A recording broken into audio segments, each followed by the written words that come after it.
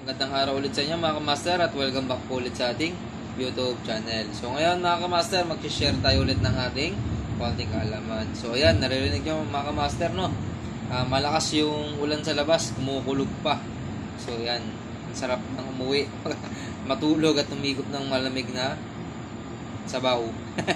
Ayan, joke lang mga kamaster. So ayan, no? I-share ko ngayon sa inyo mga kamaster ay itong ating angle grinder. Portable angle grinder. So karamihan sa atin mga kamaster, wait lang nga pala, no? I-highlights natin itong aming safety shoes. So yan, no? Bumili kami ng safety shoes na Inco, yung bagong labas na Inco. So masasabi ko naman dito sa sapatos ito ay maganda siyang gamitin sa outside, outdoor, no? Outdoor working, tapos indoor. So pag-akit-akit ng mga kisame, so makapit siya, no? So thumbs up.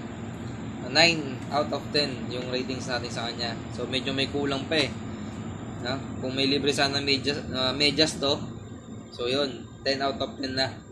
So yan, shout out po sa Inco. So yan, mabalik tayo sa ating i-share ko sa inyo. So karamihan naman sa atin ay nakakita na ng angle grinder. So kung ikaw ay electrician, so madalas mo rin itong magagamit, may encounter, at yan, kasama mo na to sa buhay, no? Angle grinder. So, di naman lahat sa atin ay pinanganak na magaling kagad or mahusay na, walang takot. So, mas marami pa rin sa atin mga nag-aaral o nag-uumpisa pa lang ay nakakaramdam ng kahit konting takot sa mga power tools katulad nito, no?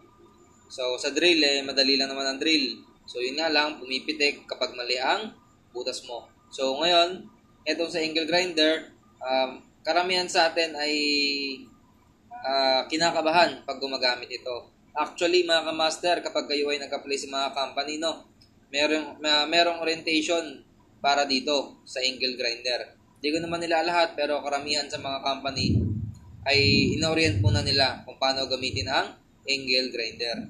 So, syempre, bago ka mag-apply, mas maganda na meron ka ng alam, no? Advantage mo yun. Yun yan, mabalik sa angle grinder. So, maraming natatakot dito at nag-aalangan gumamit kasi ito ay pumipitik at malakas talaga, no?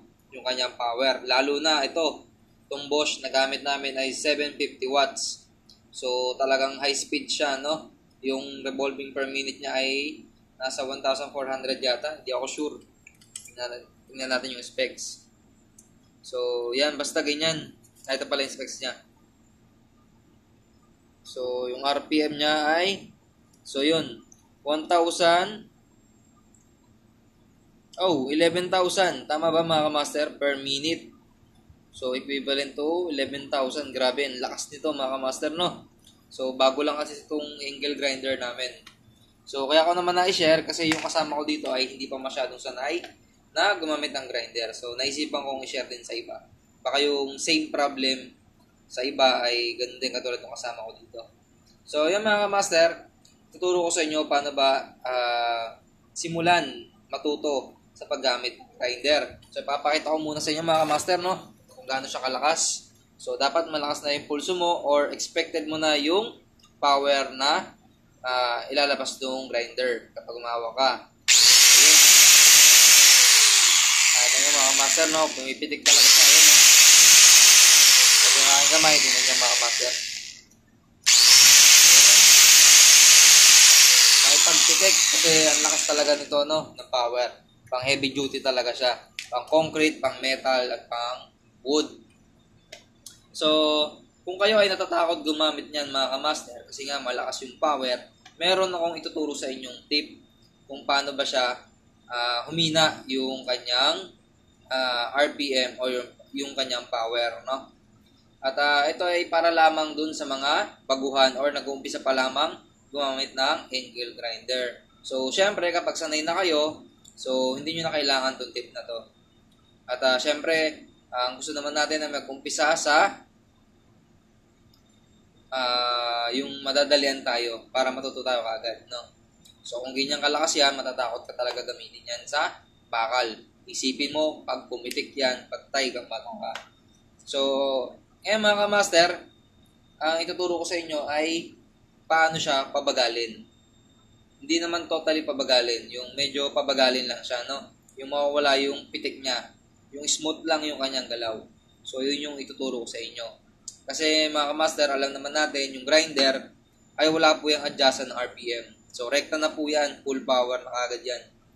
No? So, yan mga kamaster, tuturo ko sa inyo tong tape na to. Magagamit nyo to. So, itong angle grinder natin, yan po ay 220 volts. So, kapag sinaksak mo siya sa 220 volts, matik, malakas po yung kanyang power kagad, no? Max power kagad yung kanyang ilalabas. So, wala nang, hinay-hinay, diretso kagad power. So, ngayon mga kamaster, para mapabagal natin siya, isasaksak natin siya sa 110 volts. So, ano ba yung magiging diferensya pag isaksak siya sa 110? So, ito mga kamaster, no? So, meron tayong outlet dito. So, dito sa company namin, meron yung tagging. Kapag ganito po yung kanyang outlet, ibig sabihin, yan po ay 220. So, kapag ganito naman, pag bilog, so, yan po automatic ay 110. So, ngayon mga kamaster, isasaksak natin yung ating grinder sa 110. So, saksak natin. So, yan, naka 110 yan mga kamaster, no? So, ngayon, subukan naman natin paandarin yung ating grinder. Subukan natin kung ano ba yung magiging output na. So, yun, mga master, no? Nakita nyo? Walang pitik. Kayang-kaya siyang hawakan. Yung body, mga kamaster, hindi yung blade. So, kahit anong kabagal yan, mga kamaster, wag na wag niyo pong hawakan yan while rotating or habang siya yung maandar, no? So, yun, no? Mga master, walang pitik yan, no? Yung aking kamay, oh. So, kung maririnig nyo rin mga kamaster, very smooth yung kanyang tunog, no? Hindi katulad dun sa 220, sobrang lakas talaga ng tunog niya at medyo, kung ikaw ay baguhan, mag-aalangan ka talaga gumamit ng grinder. Pero kung ito, no? Very smooth lamang. So, hindi rin po yan pipitik kapag yan ay inyong ikinat sa bakal. So, smooth lang din yung kanyang pagkating ng bakal. So, tanong, nakakasira ba ng grinder yan? So, hindi naman po. No? Ang nakakasira ng appliances or ng mga tools na ganito ay yung over voltage. Ibig sabihin, kung 220 yan, tapos isasaksak mo sa 440, so yun, no? Sabog talaga yan.